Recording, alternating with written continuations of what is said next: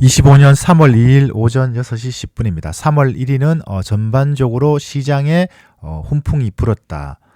보시면은 트럼프 대통령이 2월 28일 날 백악관에서 3월 7일에 암호화폐 관련 서밋을 개최한다. 이런 기사가 있습니다. 그걸 번역을 해보면은 암호화폐 관련해서 이제 연설을 하고 주최한다. 아무래도 이런 것들은 굉장히 큰 호재가 되겠죠. 이런 것들이 나오면서 전반적으로 시장의 상승을 주도했다. 이렇게 볼 수 있고, 비트코인 기준으로 과거 수익률을 보면은 1월, 2월, 3월 보면은 2월 달에 우리가 17% 조정을 받았다. 과거 2월 달 보면 전반적으로 상승을 많이 했는데 조정을 받았다. 보면 됩니다. 지금 우리가 이제 비교해야 될 것은 여기 2020년에 대선이 있었고 2021년도에 취임을 했습니다. 바이든 대통령이. 그리고 2016년에 대선이 있었고 2017년도에 트럼프가 취임을 했습니다. 그러면은 취임하기 전에 2016년도에 요 흐름을 보고 17년도를 보면은 어느 정도 조정이 필요한 부분이 있고, 그러니까 9, 10, 11, 12월 달에 보시면은 2016년도에 상승이 거의 한 60% 있었습니다. 그러니까 17년도에 취임하고 좀 조정이 있었던 것이고, 반대로 2020년도에도 보시면은 2021년도죠. 2021년도에 보면은 여기는 쭉 상승을 했습니다. 상승하고 연속으로 다 계속 상승을 하죠. 그러니까 대선 있던 해 10월, 11월, 12월 달에 상승을 하고 취임하고도 1분기에 상승을 하니까 결국 4, 5, 6에 조정을 받는 것이고, 지금은 2024년도에 대선이 11월 달에 있었는데 상승하긴 했는데 과거 비해비 그렇게 많이 상승 안 했고, 그리고 1, 2, 3월 달에 보면 1, 2월 달에 보면은 조정이 있었다. 그러면 이걸 역설적으로 보면은 4, 5, 6, 7, 8에 과거처럼, 그러니까 2021년도처럼 요렇게 조정될 가능성보다는 요 조정을 미리 땡겨서 여기에 받은 것이다 라는 것이 그냥 단순하게 뭐 복잡하게 생각할 것도 없이 단순하게 볼 때 그렇게 볼 여지가 있다는 겁니다. 즉 오히려 2월 달에 이런 조정들이 남은 3, 4, 5, 6, 그러니까 그 단기적으로 볼 때 오히려 바닥을 다지는 좋은 하나의 밑바탕이 되었다. 그런 분석도 그냥 단순하게 보면은 가능하다. 제가 볼 때는 그렇게 보입니다. 만일에 2024년도에 대선이 있었고 여기에 2월 달에 조정이 없이 과거처럼 막 36%, 예를 들어서 대통령이 취임했다. 미국 대통령이 14%, 36% 이렇게 연속으로 상승을 했다면은 4, 5, 6의 조정을 받을 것인데, 아주 심플하게 이 조정을 땡겨서 미리 받은 거다. 이렇게 볼 수도 있다는 겁니다. 분기로 보면은 여기 보면은 이제 이게 더 정확하겠죠.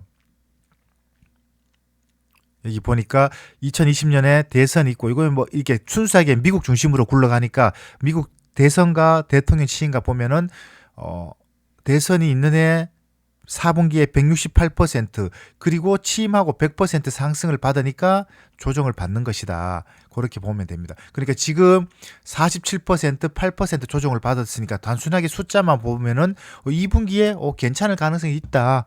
이렇게 보실 수가 있습니다. 자, XRP만 보면은 3억 개가 이체되었다. 2억 개가 이체되었다. 1억 3천만 개가 락업이 되었다. 인데 요거 관련해서는 상세하게 이제 멤버십에서 설명을 드립니다만, 간단하게 말씀을 드리면은 리플은 매달 에스크로 락업이 해제가 됩니다. 해제되고 일부 물량은 시장으로 나오고 일부 물량은 다시 재락업이 됩니다. 그래서 지금 일어난 것은 저번 달, 그러니까 2월 3일에 4일에 이미 락업 해제가 되어서 대기하고 있던 수량 가운데서 그 지갑 물량 5억 개 가운데서 3억 개가 이제 시장으로 순수하게 메인 지갑으로 나왔고, 2억 개는 재락업이 되었는데, 락업이 되면서 한 번 더 1억 3천만 개만 락업이 되었다고 표시가 되고 7천만 개는 기사가 안 났지만은 실질적으로 1억 3천만 개, 7천만 개 두 번 나눠서 다음 스케줄 2028년으로 변경이 되었다. 이렇게 보시면 됩니다. 제가 이거 설명을 드리면은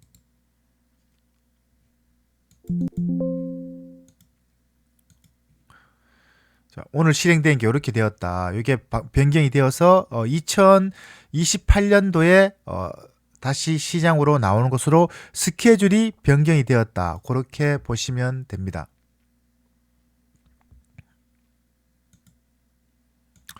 오늘 특징은 거래량이 거래 금액이죠. 거래 금액이 급격하게 줄어들었습니다. 주말이니까 줄어들었는데 더 큰 특징은 원화의 구성비, 그러니까 업비트하고 빗썸, 그리고 뭐 코인은 나머지 거래소가 있지만 그 거래소는 미미하니까 요 두 개만 보면은 대략 한 30 거의 4%, 34.26%.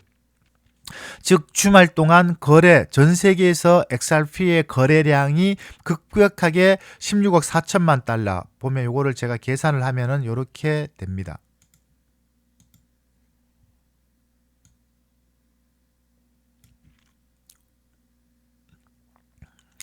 16억 4천만 달러 원화로 하면은 원달러 환율 1463원 계산하면 2조 3,990억, 그 2조 4천억 정도가 되는데 그 가운데서 34%가 우리나라 돈 원화로 거래가 되고 있다.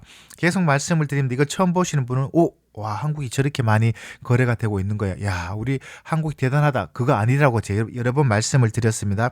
이것은 유일하게 전 세계에서 선진국 가운데서 코인 거래가 활발하게 이루어지는 가운데서 유일하게 세금이 없는 나라는 한국입니다. 2025년, 2026년까지 세금이 없다. 이걸 반대로 말씀을 드리면 우리 개미 투자자 여러분들께서는, 저도 그렇고 여러분들께서는 평생에 한 번 있는 절호의 찬스다. 세금이 없다.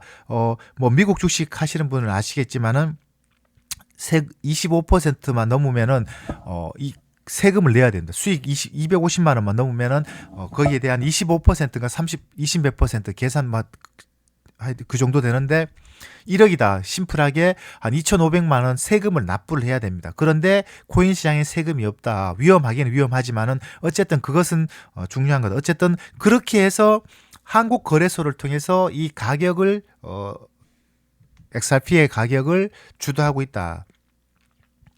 그게 팩트다. 이렇게 설명돼. 왜 그렇게 할까?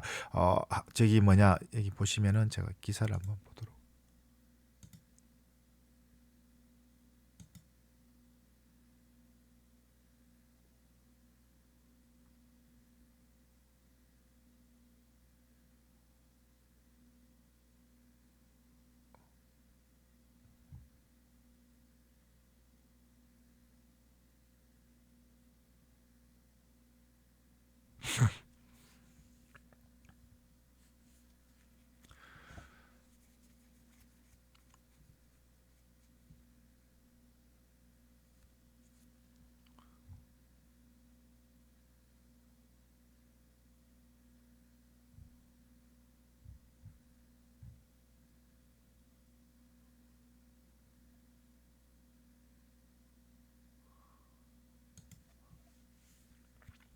요게 좀 된 기사이지만은 지금하고 동일합니다. 2020년 기사이지만은 한국은 세금이 없고 주요 선진국 미국, 일본, 영국, 프랑스, 독일 보시면은 전부 세금이 있습니다.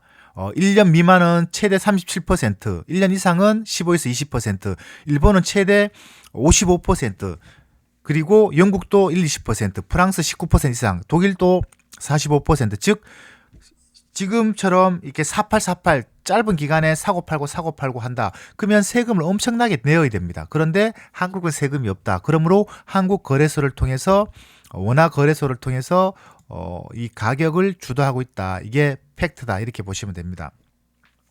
제가 최근 들어서 계속 상승 준비 중입니다. 수렴 중이다. 뭐 걱정 없다. 이런 얘기를 많이 했습니다. 그런데 그게 이제 나타나지 않으니까 실질적인 가격은 떨어지니까 굉장히 불안했는데 하루아침에, 그러니까 마치 언제 그런 일이 있었는 것처럼 다시 코인 시장에는 훈풍이 불고 있다. 물론 제가 말씀드린 것은 비트코인하고 XRP 이 중심으로 말씀을 드립니다.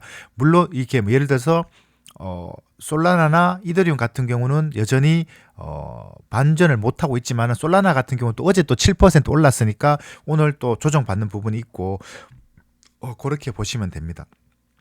어쨌든 지금은 우리가 이제 투자하는 입장에서 이 코인 시장은 절대 지금이 고점이 아니고 더 올라갈 것이고 이 세상을 움직이는 사람들, 한마디로 말씀을 드리면은 요 그림이죠. 이 세상을 움직이는 사람들은 이것을 더 활성화시켜야 되고 이것을 그러니까 메인 시장으로 주력 시장으로 기독 이 시장으로 끌어들여서 이것을 더 활성화시킬 것이다. 이렇게 보시면 됩니다. 결론은 더 올라갈 수밖에 없다. 그러니까 이게 우리가 투자하는 것이 투기 목적이 아니고 이게 수익을 극대화하는 것은 목적이지만 이 궁극적인 목적은 화폐혁명입니다. 화폐혁명.